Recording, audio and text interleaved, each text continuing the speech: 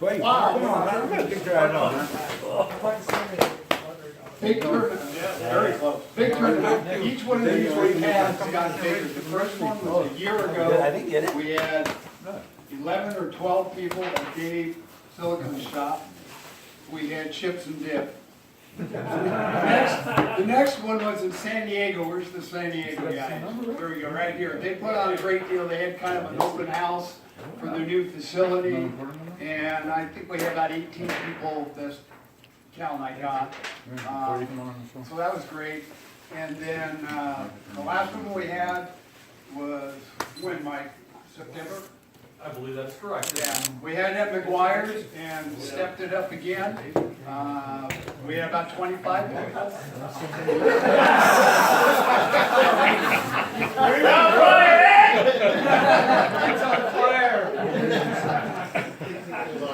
Yeah, I was getting ready to call the fire department.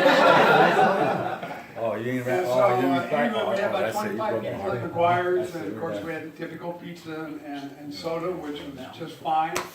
And, you know, we always talk about you guys want to keep doing this, so we're like just short of 40 people tonight. My question to you is, do you want another one of these in 4 months? Yes. Yeah. No. You don't have to come. Not here. Tentatively, Rennie Doyle's going to host it up in Big Bear in June, so it'll be on a Saturday. No snow? I'm thinking it'll be something like 11 to 1 or 11 to 2. So for some of you, it might be a weekend getaway, but that's tentatively the plan for the next one. Anyway, originally I was going to have all the new people introduce themselves, but we'd be here till midnight. So I'm glad you came. I have your information. If I can read it for the email addresses, I'll add you to the master list, and that way when stuff comes up, it'll get posted. And an email from me, and then whoever's putting it on is supposed to post it on Facebook and so forth. Chris did a great job with his flyers and all that. I want to thank him for that wherever he went. Okay. Here. A couple of people that I thought were going to be here aren't to help me, but I wanted to give you a Mobile Tech Expo recap on it. And actually, several of the guys were here at the expo. First time I've been to it, and I was very impressed. IDA put on a fantastic gig. Thursday, they had training seminars all day long. I did 5 of them. They were excellent. You think, you know, I've been doing this forever, and you think you know it all. You don't know it all. One guy in particular did one on mold and mildew, and it was way over the top of what most of us ever do with mold and mildew. It was really a learning experience. Fortunately, I took notes. Friday was the expo, if you will, and we had a good turnout of people there. And then Friday night was their awards banquet, get together. I think we had about 200 retailers there. It was a good deal. Anyway, Jason Rose, Jason, what was it you got? You got awarded something. Leadership. Leadership award. Jason is co-membership chairman, is that? Membership liaison to the board. Okay, membership liaison to the board.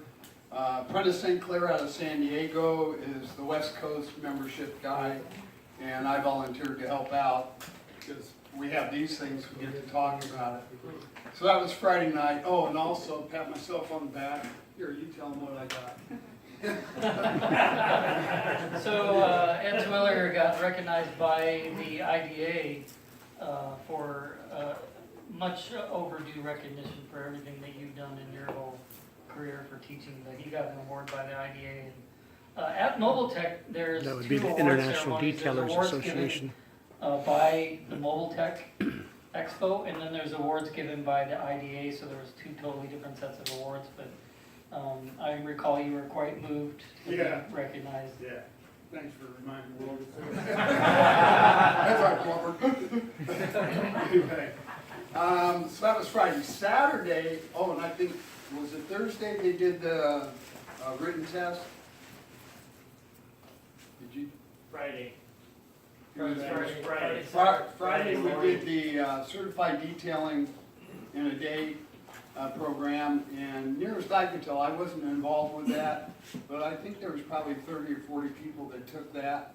Then Saturday was the skills validated one, took all day, and again, the best count I had was about 30 people got that, and Adrian got it. Who's here? Adrian, where are you, buddy? Right in front of me. Not me. You didn't do it? I thought you did. Carlos and